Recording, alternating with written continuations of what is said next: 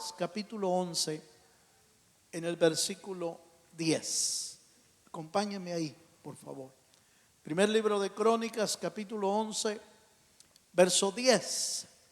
Dice así la palabra del Señor.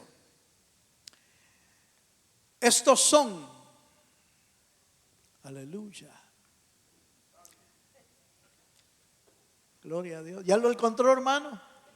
Bueno, dice así: estos son los principales de los valientes que David tuvo y los que le ayudaron en su reino, con todo Israel, para hacerle rey sobre Israel, conforme a la palabra de Jehová. ¿Cuántos dicen amén, hermano? El tema de hoy se titula Los valientes de David. Ese es el tema de hoy, los valientes de David. Y es que no hay duda, hermano, que estos valientes hicieron historia. Junto con David hicieron historia. Estos valientes no son todo el ejército de David. David llegó a tener un ejército grande, fuerte y poderoso. Pero entre ese ejército sobresalían algunos, que algunos estudiosos han sacado los 30 valientes que aparecen aquí en este pasaje. Aparecen 30. De esos 30 habían 3 que eran los mejores de los 30, pero eran parte del ejército. Este era como la élite del ejército de David. No que el ejército de David fueran 30 nada más, no, eran muchos. Pero la élite del ejército, los mejores del ejército, eran estos 30. Algunos estudiosos mencionan 50, 54, por ahí, diversos. Pero yo quiero que al estudiar este tema, usted vea, por favor, que en el tema encontramos que estos no llegaron siendo valientes. Ahí con David no llegaron siendo diestros para la guerra, para la batalla. No. Los envió Dios a un lugar que la Biblia menciona como la cueva de Adulán. ¿Ha oído usted ese nombre? La cueva de Adulán. La cueva de Adulán fue un lugar donde David se escondió mientras Saúl, el rey, lo perseguía.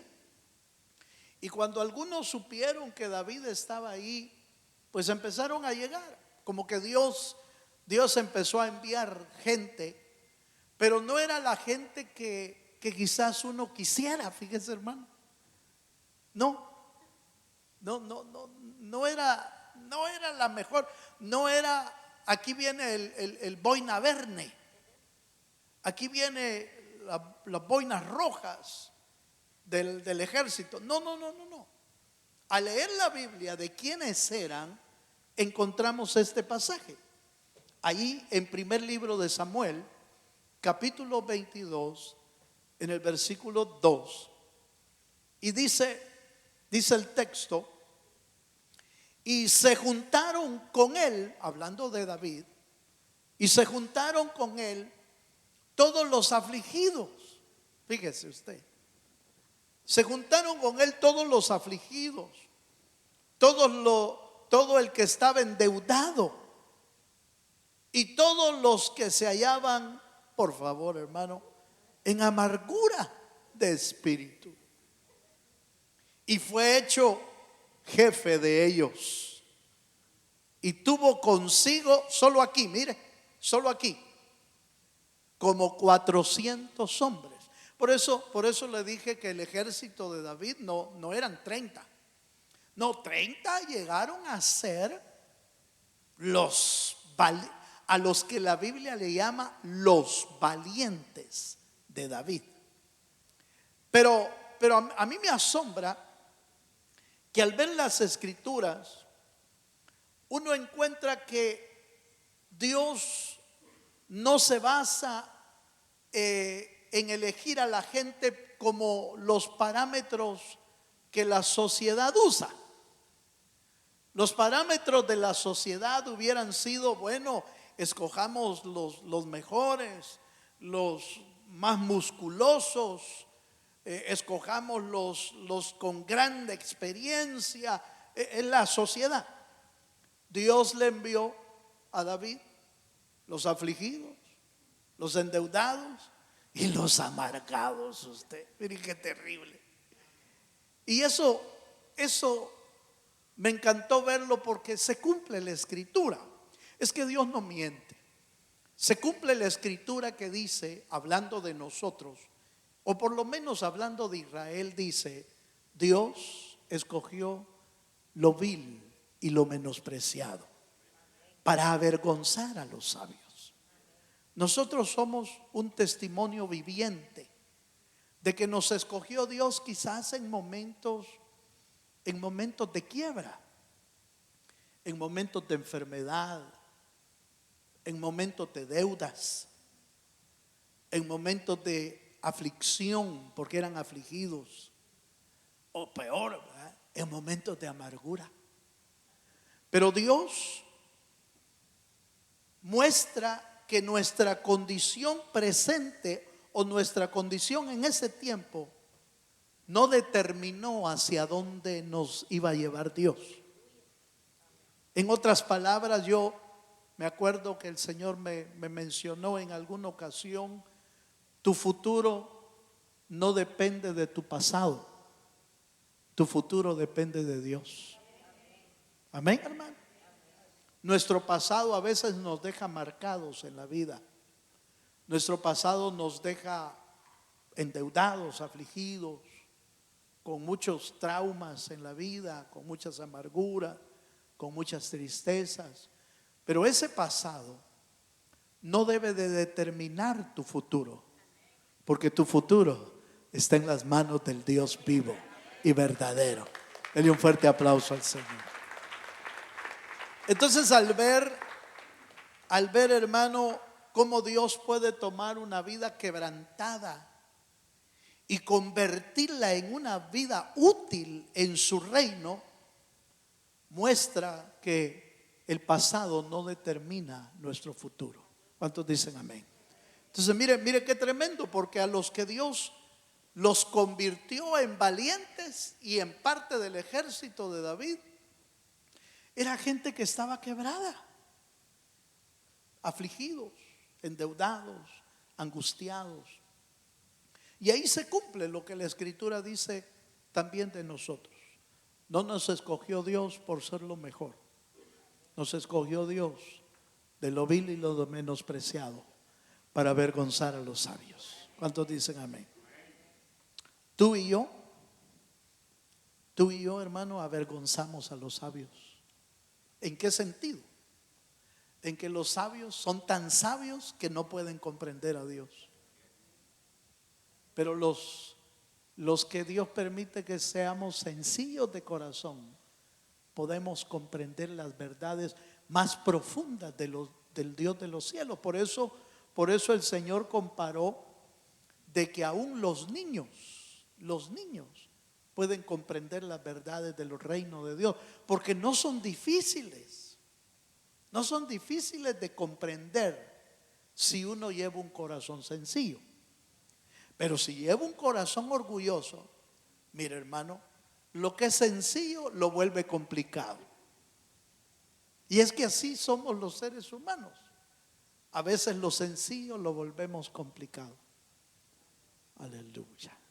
Amén. Bueno, sigamos. Fíjese que yo encontré en la Biblia que esta operación de transformación que Dios hizo en los valientes es exactamente la misma transformación que Dios ha hecho en nosotros. La misma, es exactamente la misma. La primera operación que el Señor hace es traer de las tinieblas a la luz. Esa es la primera operación. Y eso es lo primero que vamos a ver. Salmo capítulo 97, verso 11. Salmo 97, verso 11 dice: luz está sembrada para el justo y alegría para los rectos de corazón. Quiero que nos detengamos un momento aquí, porque note que dice: luz está sembrada para el justo. Pero la pregunta sería: ¿y quién la sembró? Porque luz está sembrada, pero ¿quién la sembró?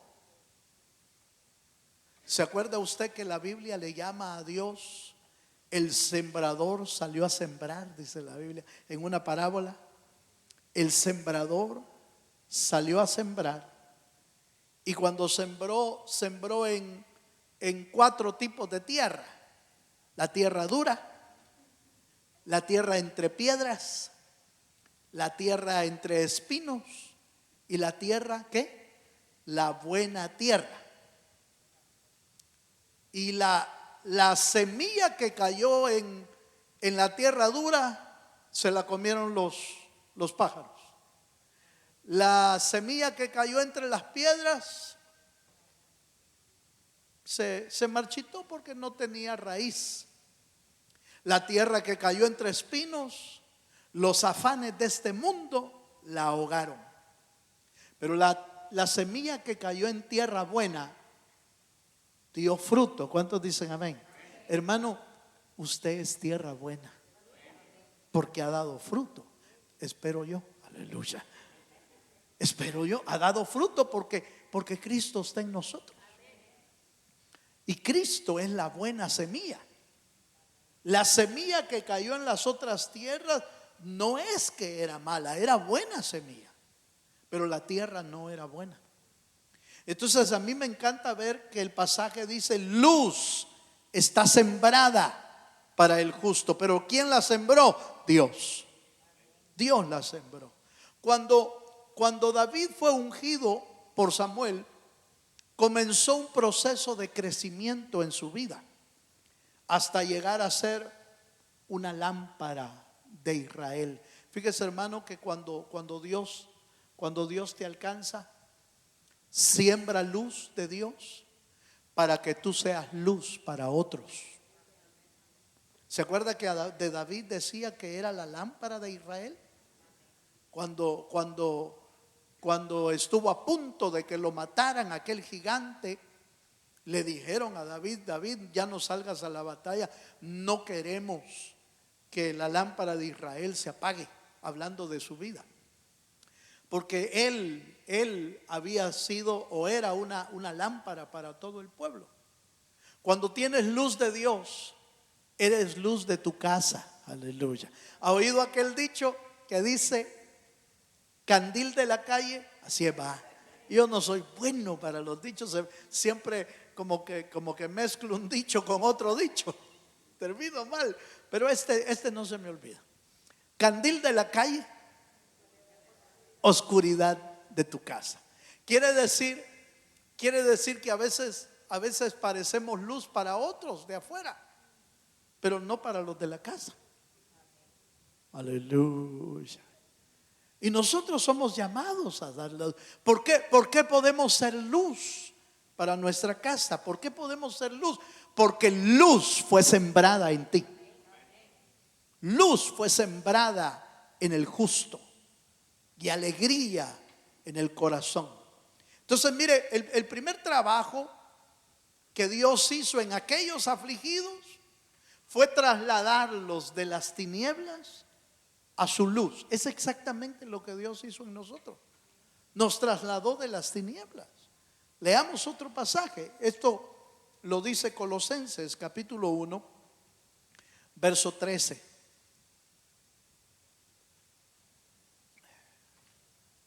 Colosenses 1:13 dice, hablando de Cristo y de lo que ha hecho en nuestra vida, dice: el cual nos ha librado de la potestad de las tinieblas y trasladado al reino de su amado Hijo. ¿Cuánto dan gloria a Dios, hermano? Hermano, los 400 hombres que dice la Biblia que llegaron a la cueva de Adulán andaban en tinieblas, andaban en oscuridad. ¿Por qué? ¿Por qué? Porque estaban amargados, estaban tristes, estaban endeudados, enlutados quizás algunos, y andaban quebrados en su vida. Pero vino Dios y los sacó de esa angustia y los trajo a una cueva donde David, que era el futuro rey, no era cualquier hombre. Usted recuerda que David era el dulce cantor de Israel, ¿va?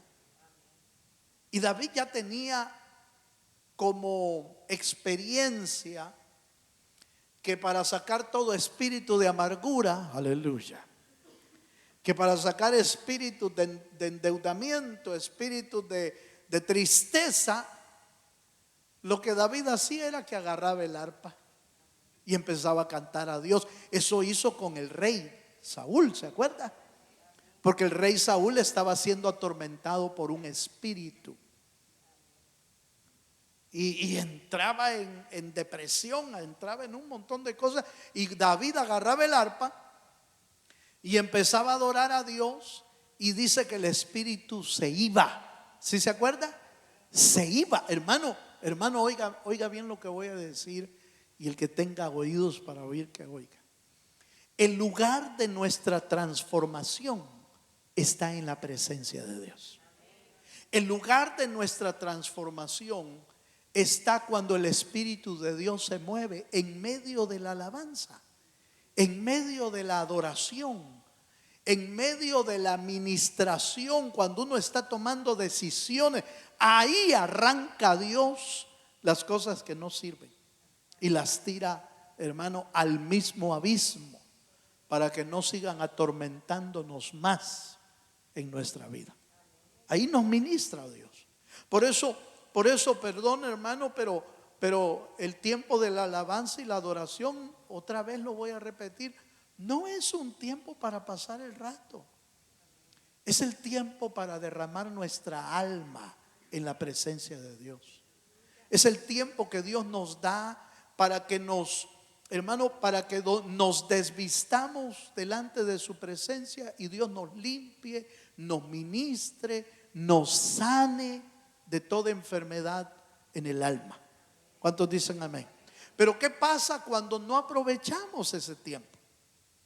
¿Qué pasa cuando no aprovechamos la ministración de la alabanza y la adoración? ¿Qué pasa? Pues no pasa nada. No pasa nada en su vida. No pasa nada. Y uno dice, qué aburrido estuvo el culto, vamos. Pues sí, ¿cómo no va a estar aburrido si no puso atención en nada? Aleluya. ¿Cómo no va a estar aburrido si no cantó, si no adoró, si no ministró al Señor? ¿Cómo no va a estar aburrido si no entró a la presencia de Dios? Eso fue lo que le pasó a, ¿cómo se llamaba aquel?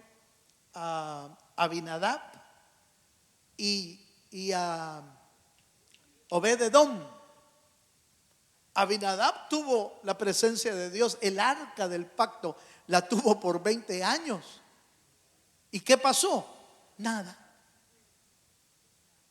Aleluya. No pasó nada. ¿Por qué? Porque Abinadab nunca ministró al Señor. Nunca se puso a servir al Señor. Nunca se puso a cantar, no agarró arpa. Como que no podía. No podía cantar, no podía hacer nada. No pasó nada. Pero de Obed-edom estuvo ¿cuánto tiempo el arca del pacto? Dice, hermano, 3 meses. 3 meses son suficientes para que Dios haga algo tremendo en tu vida y en mi vida. Suficiente. Digo 3 meses, no vaya a empezar usted a calcular tiempo, ¿va? En 3 meses tengo que haber hecho esto. No. 3 meses lo estoy usando como un comparativo de 20 años, que se oye mucho, ¿verdad? 20 años se oye bastante, a 3 meses que no es nada, pues.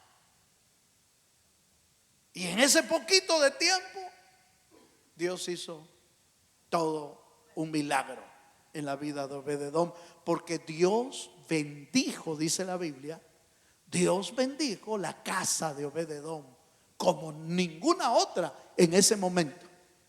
Tanto que le llevaron el chisme a David. La noticia fue a parar a David de un solo. David, en la casa de Obed-edom hay grande bendición porque tiene el arca del pacto, ¿verdad? A Ana le tomó un día estar en el templo y su vida fue transformada.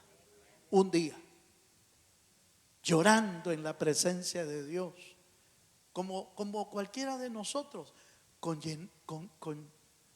llena de amargura. Así estaba ella. Es que, hermano, no nos debemos de sentir mal, diría yo.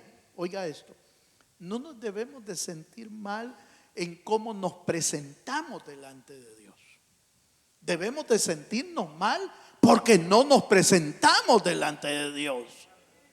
Ahí sí debemos de sentirnos mal, porque entonces no va a haber ningún cambio en nuestra vida. Bueno, primer paso, dijimos, trasladado de las tinieblas a su luz. El creyente debe de vivir consciente de que ha sido trasladado de las tinieblas a la luz de Cristo y empezar a reflejar la luz de Cristo en su vida. Esa es la primera transformación. Segunda, la encontramos en Colosenses 2:5. Debemos de entender de que ya Dios ya nos sacó de las tinieblas para que andemos en luz. Segunda transformación, Colosenses 2:5. ¿Lo tiene, hermano?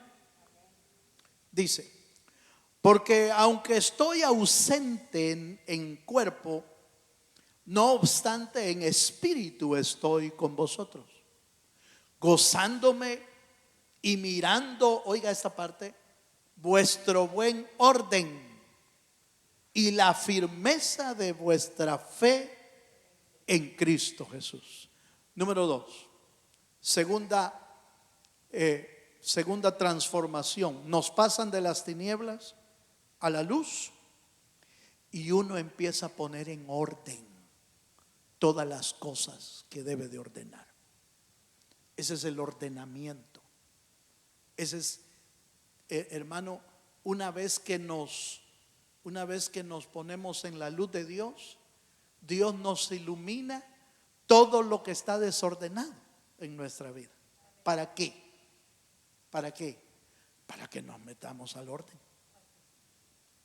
Usted se imagina, déjeme pensar, llegaron los afligidos, los endeudados allá con David, y esos no tenían disciplina, hermano. Esos no tenían orden. El primer día se levantaron como a las 2 de la tarde, porque nadie quería hacer nada. David tuvo que batallar con todo esos 400 hombres, pero que no eran ejército. Estaban acostumbrados a hacer lo que querían, a levantarse a la hora que querían, a comer si había, y si no había, de repente a saber si robaban algo. Porque recuerde cómo iban mal. Entonces David tuvo que disciplinarlos y ordenarlos para llegar a ser un ejército. Eso es exactamente lo que Dios hace con nosotros. Nos mete a la luz y nos empieza a poner en orden. Ojo con esto. El que está en luz mira su desorden y empieza a arreglarlo. ¿Me di a entender? El que está en luz mira su desorden y lo empieza a ordenar. No necesita, hermano, mire, no necesita ni que le digan que esté en desorden, sino que la luz del Señor, su presencia, su palabra, lo iluminan, y uno empieza a ver que no está acorde a lo que dice la Biblia. Por eso es que es emocionante ver a un creyente bien convertido. ¿Sabe por qué es emocionante? Porque él solo empieza a dar pasos de ordenamiento. Si no sabe, le pregunta a uno: pastor, y ahora que ya acepté al Señor, ¿y ahora qué tengo que hacer? Pues mire, bautícese. Hay que bautizarse. Vaya, eso es lo que dice la Biblia. Sí, mire, aquí está. Aquí dice que el que cree y fuere bautizado será salvo. Vaya, entonces yo me bautizo. ¿Por qué? Porque se está metiendo en el orden. Pastor, y el Espíritu mismo lo empieza a redarguir ahí adentro. Pastor, fíjese que yo, como me acabo de convertir, fíjese que no estoy casado. Aleluya. ¿Qué tengo que hacer? Pues cásese. Si no hay nada que le impide casarse, cásese ya. Vaya pues. ¿A dónde habrá agua para bautizarme? ¿A dónde habrá un juez para que lo case, para que me case? Se empieza a ordenar. ¿Me estoy dando a entender, hermano? El creyente con luz se ordena, trae orden. Habrán cosas que uno quizás no pueda ordenar en el momento, por algunas circunstancias, por algunas situaciones. No las puede ordenar en el momento. Pero empieza a dar pasos para poderse ordenar. Y eso es lo que Dios mira. Dios no mira que no hay negatividad, que no hay excusa, que no está poniendo una excusa. No, es que yo no, es que no siento. ¿Cómo que no siento? No, déjese de cuentos, hermano. Esto no es de sentir, esto es de obedecer. Esto no es de sentimiento. Hermano, por favor, entiéndame esto. El evangelio no es sentimental. El evangelio de Jesucristo es, hermano, de verdades de Dios, transformando la vida de un hombre y de una mujer, que va transformando nuestro ser. Entonces empiezan a ordenarse. Y por eso Pablo, en el texto que leímos, dice: gozándome y mirando vuestro buen orden y la firmeza de vuestra fe en Cristo. Aquí hay dos cosas que miraba Pablo en la iglesia de Colosas. Miraba buen orden y miraba fe en la vida de los creyentes. Y eso es lo que Dios quiere ver en nosotros. Quiere ver fe, pero también quiere ver orden. ¿Cuántos dicen amén, hermano? Las cosas que puedes ordenar, ordénalas. Las que no puedes ordenar por algunas circunstancias, da pasos de fe para irlas ordenando. Porque eso es lo que Dios quiere de nuestra vida. Ese es el anhelo de Dios. Tener un pueblo no que esté en desorden, no que esté en confusión, sino en paz. Mire lo que dice 1 Corintios 14, verso 33. 1 Corintios 14, 33 dice: pues Dios no es Dios de confusión, sino de paz. Dios no es un Dios desordenado. ¿Cuántos saben que Dios no es desordenado, hermano? Dios es un Dios de orden. Y como Dios de orden, quiere que nosotros seamos desordenados. Mire, esto va a estar terrible, pero como ya tenía días de no predicarle, pero se ha dado cuenta que la gente desordenada, la gente que tiene un problema mental, se vuelve desordenada, se vuelve sucia, empieza a acumular basura. ¿Por qué? Porque tiene confusión. Es natural en una enfermedad de ese tipo, o es natural en un problema de alguien que tiene confusión en su mente. Entonces acumula basura, acumula cosas que están mal, su casa desordenada. ¿Por qué? Porque hay confusión. Pero cuando hay luz, entonces todo se empieza a ordenar. Y así debe de ser la vida del creyente. Los hombres que llegaron desordenados y quebrantados a David tuvieron que ser formados antes de convertirse en un valiente. Oiga eso. Antes de convertirse en un valiente, los tuvieron que ordenar. ¿Cuántos dicen amén? Si usted y yo queremos ser de los valientes de Dios, de David ya no, porque ya no está, pero volverá. Pero si usted y yo queremos ser de los valientes de Dios, debemos ordenarnos. ¿Por qué digo que volverá? Porque la Biblia lo dice, que David volverá. Junto con el Señor volverá. Entonces note, por favor, Dios quiere que lleguemos a ser valientes, pero necesitamos ordenar lo que está desordenado en nuestra vida. Nadie de afuera va a poder ordenar tu vida de adentro. Solo Dios puede ordenarlo. Pero uno es el que le abre la puerta a Dios para que Dios lo haga en su vida. Bueno, vamos a ver. La transformación espiritual requiere disciplina, firmeza y orden.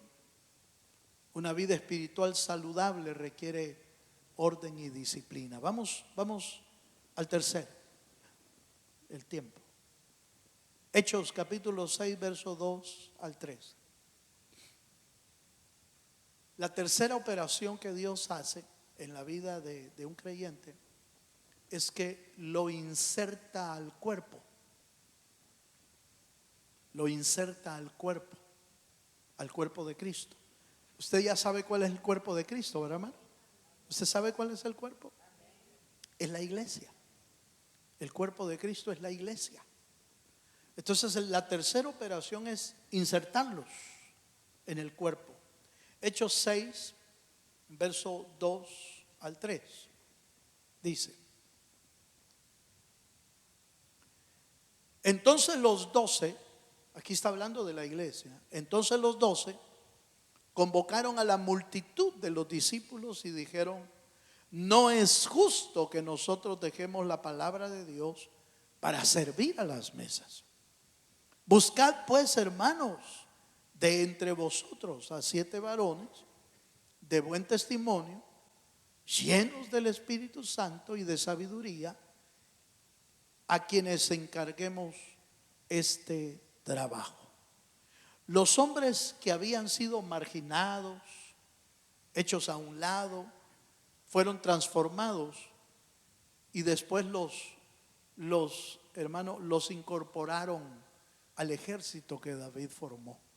Los incorporó y los incorporó dentro de una estructura bien ordenada, porque el ejército tenía generales, tenía capitanes. Los 30 tenían un caudillo, tenían un líder.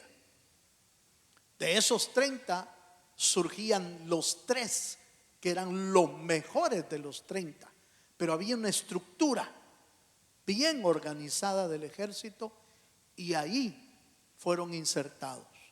Hermano, de manera similar la iglesia primitiva recibió a las personas en condiciones vulnerables, pero las insertó en el cuerpo de Cristo para que funcionaran dentro del cuerpo de Cristo, para que funcionaran. Cada uno según el don y el talento que ha recibido de Dios, así ministrelo a otros, dice la Biblia. ¿Qué es lo que da a entender? Que cada uno debe de ocupar su lugar en el cuerpo de Cristo y funcionar según sea su función dentro del cuerpo. Ya ve el apóstol Pablo, que fue el maestro de la iglesia del Señor, puso como ejemplo el cuerpo de Cristo, el cuerpo humano, y cómo el cuerpo humano, teniendo muchos miembros, es uno, ¿verdad? Es uno. Todo su cuerpo está bajo la orden de usted mismo, de su cabeza, de su cerebro. El cuerpo tiene una cabeza que es el encargado de dirigir todo el cuerpo. El dedito no se mueve si la cabeza no le dice que se mueva, a menos que esté enfermo, ¿va?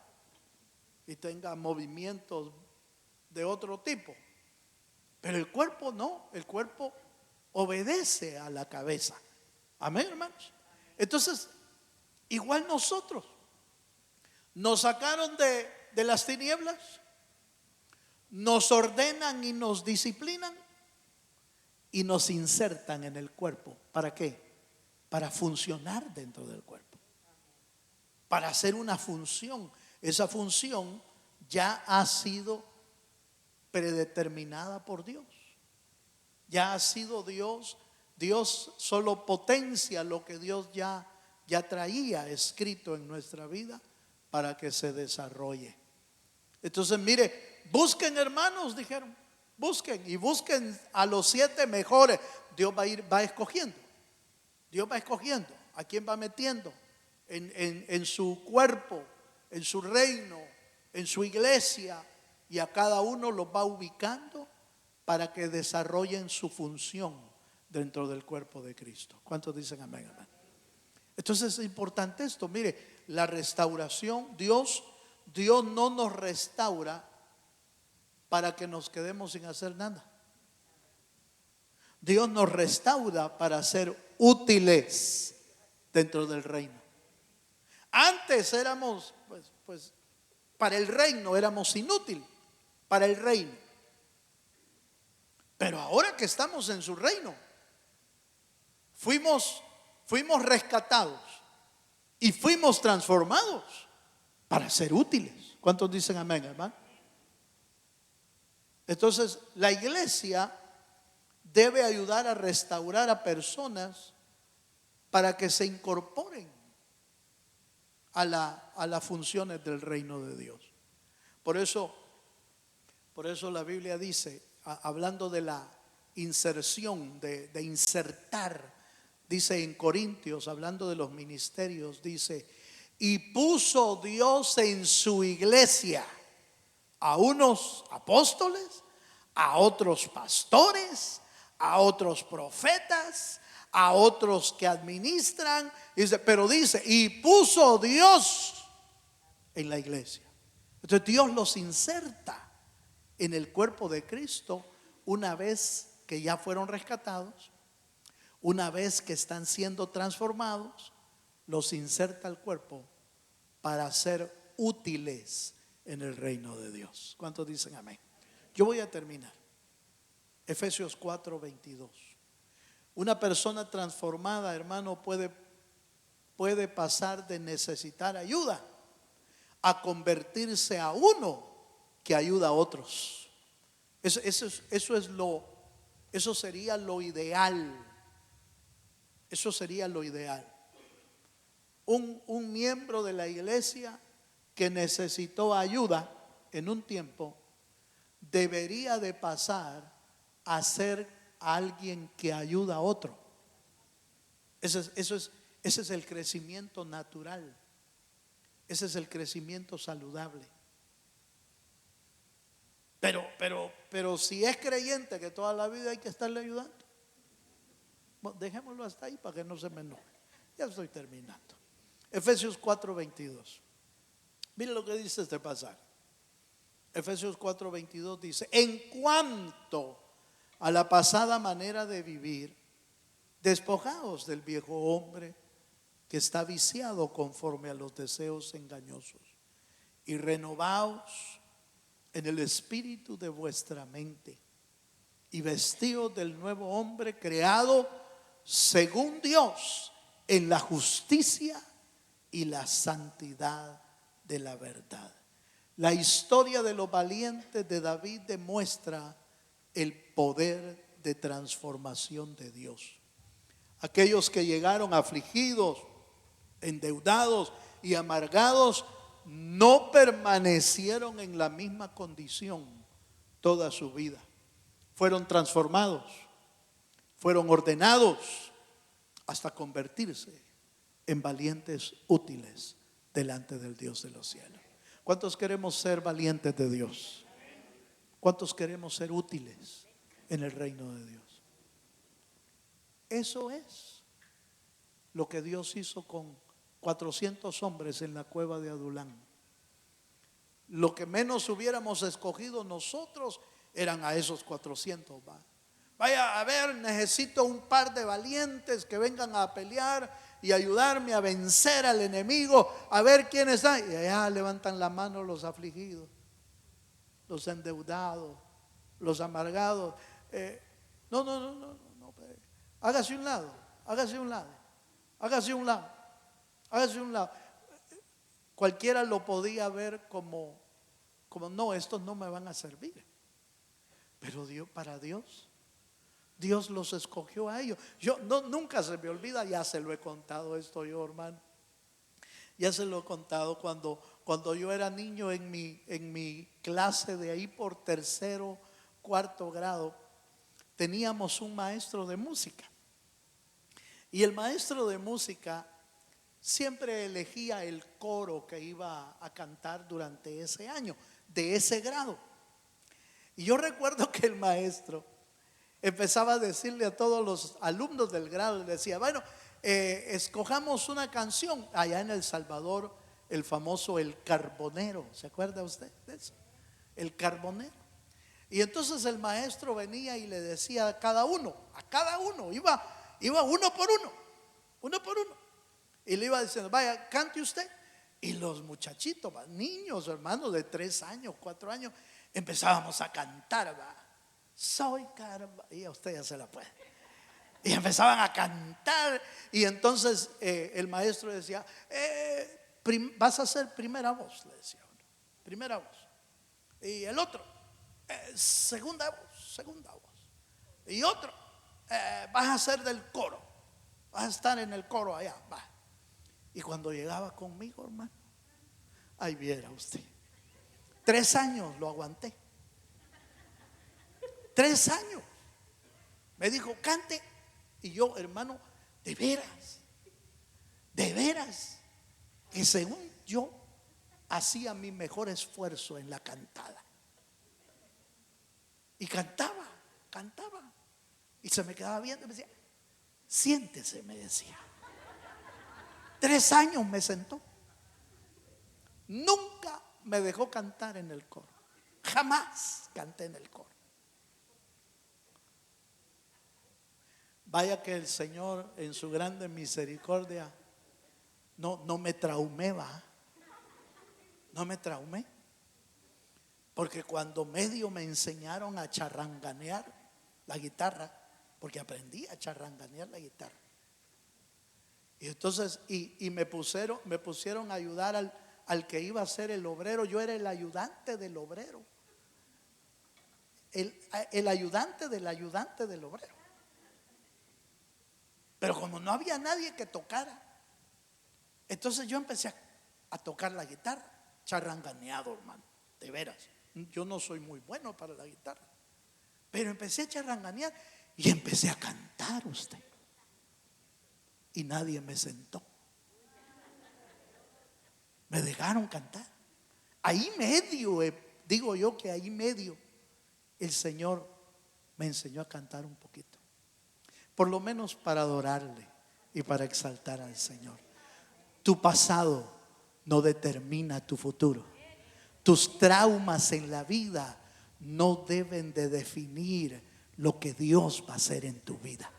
Si hizo de los afligidos, de los endeudados, de los amargados, hizo valiente, puede hacer cualquier cosa en nuestra vida. Pero necesitamos abrir nuestro corazón al Señor. Póngase de pie, por favor. Valientes. ¿Quién les hubiera llamado valientes a esos 400 que llegaron con David? ¿Quién? Cualquiera le hubiera dicho: siéntese, usted no sirve para la guerra, usted no sirve para esto. Pero David los tomó porque Dios se los envió. Y empezó a trabajar porque Dios empezó a transformarlos. Hermano, Dios nos quiere transformar. No importa el pasado que hayas tenido, no importa los traumas que hayas tenido, no importa las desdichas, los desliz, los pecados que hayas cometido en el pasado. El Señor nos perdona, nos trae a la luz, nos transforma y nos vuelve un valiente para Él. Cierre sus ojos un momento. Y yo quiero invitar esta noche a aquellos que le quieren decir: Señor, yo quiero ser uno de tus valientes. ¿Quiere venirse adelante conmigo? ¿Quiere venir a decirle: Señor, aquí estoy? No soy el mejor. No soy el mejor, pero en tus manos puedo llegar a ser diferente. Señor, no soy el mejor candidato. Cuando ahora veo mi vida ya en el ministerio, me pregunto todavía ¿qué habrá visto Dios en mí? Si no era el mejor candidato. Pero no se trata de lo que eras, se trata de lo que Dios puede llegar a ser en tu vida.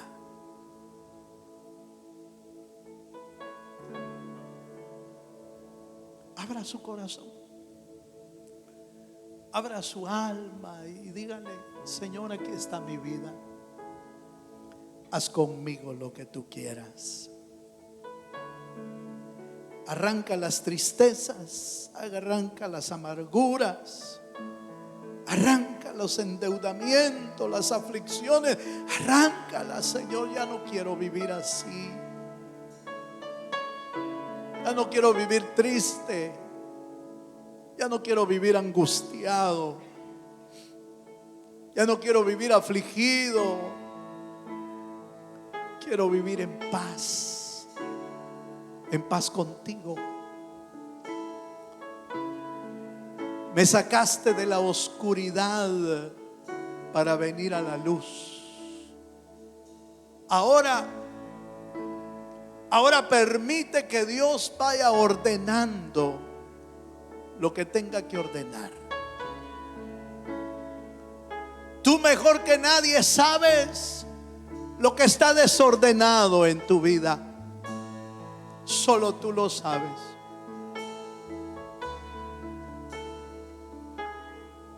Pero si hay algo desordenado, habla con Él y dile: Señor, ayúdame a ordenarlo.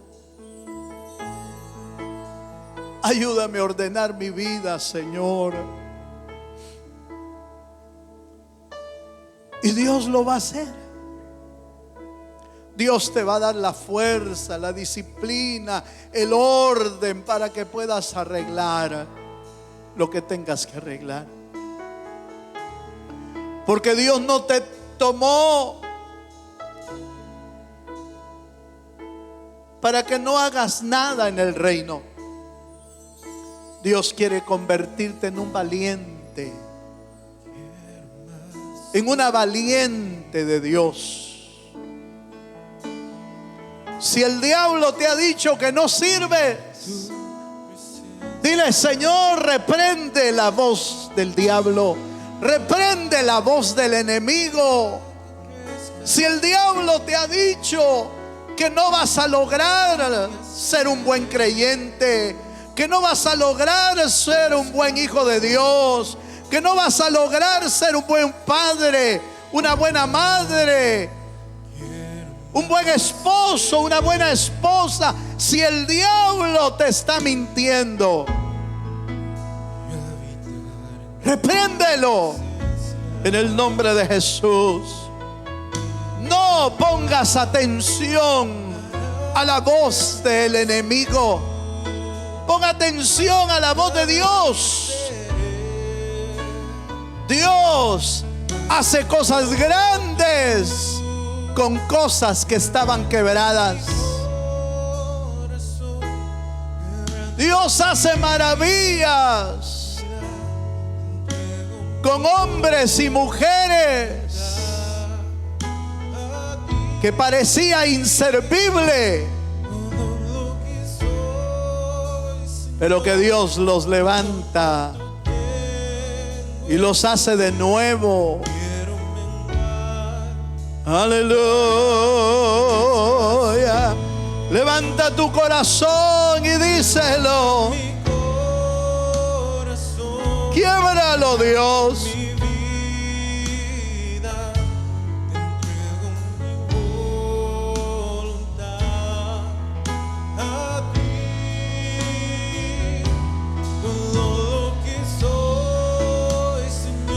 Aleluya. Todo lo que tengo, Señor. Oh sí, quebranta mi corazón, quebranta mi vida. Entrego mi voluntad a ti. Todo lo que soy, Señor, todo cuanto tengo es tuyo. Quiero menguar para que crezcas tú.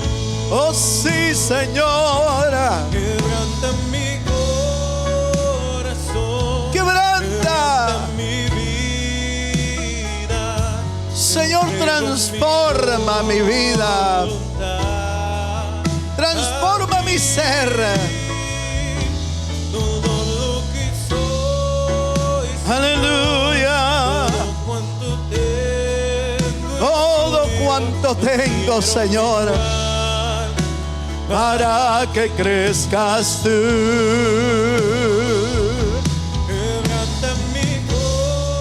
Levanta tus manos al cielo, como diciéndole: aquí estoy, Señor. Haz de mí lo que tú quieras. Haz de mí lo que tú quieras. Hermano, no te resistas a Dios. Deja que Dios trabaje en tu vida, como lo ha hecho con millones de almas. Deja que Dios transforme, cambie, renueve y haga de ti una nueva vida. Oh sí, Señor. Yo quiero reinar. Oh sí, Señor. Para que crezcas tú. Te adoramos, Dios. Quebranta mi vida. Te entrego mi voluntad a ti. Todo lo que soy, Señor, Todo cuanto tengo es tuyo. yo quiero menguar Para que crezcas tú. Quebranta mi corazón, quebranta mi vida. Entrego mi voluntad a ti. Todo lo que soy, todo cuanto tengo es tuyo. Yo quiero menguar. Quiero pedirte de favor que levantes tus manos al cielo. Levanta tus manos, por favor.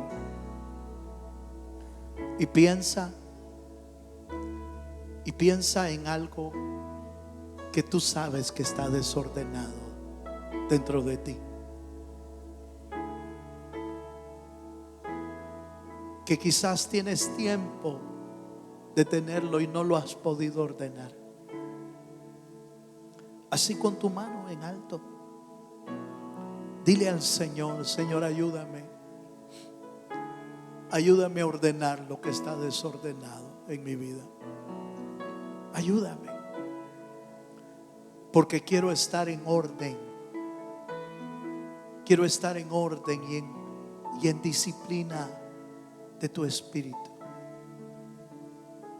Porque quiero ser un valiente en tus manos. Porque quiero ser una valiente en tus manos, Señor. Padre, yo bendigo esas manos levantadas. Yo los bendigo para que tú sigas obrando en cada vida, como lo has hecho con todos aquellos que rescataste de las tinieblas. Sigue ordenando nuestra vida y sigue haciendo de nosotros creyentes en orden, creyentes firmes en la fe y creyentes valientes. Yo te bendigo para que Dios haga de ti un valiente. Yo te bendigo para que Dios haga de ti una valiente. Yo te bendigo en el nombre de Jesús.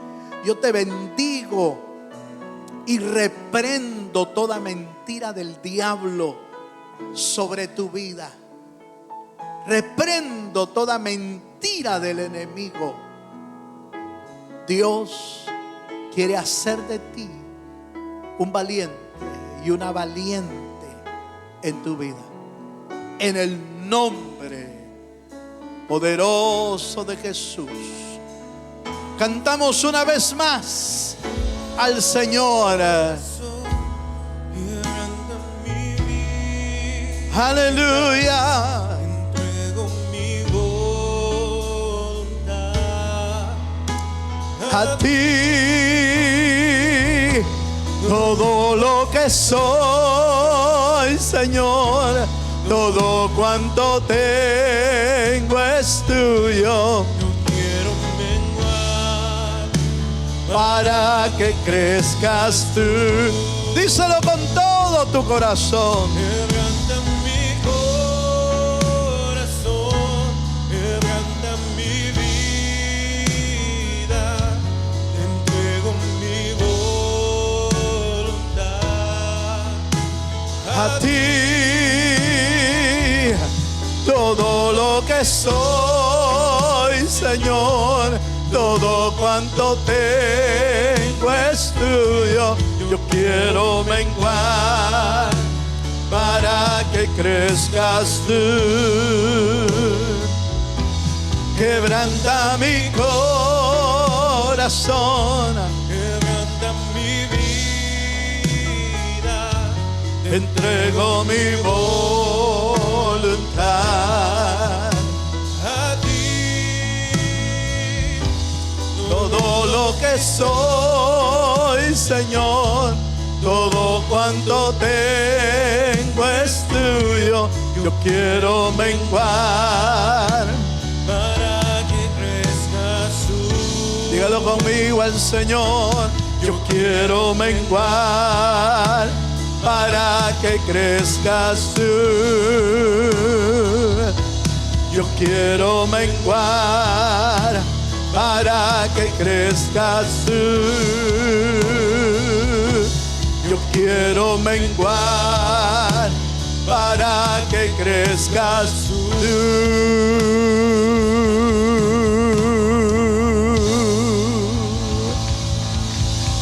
Aleluya. Bendito sea el nombre del Señor. Gracias, Señor, por tu fidelidad. Mis amados,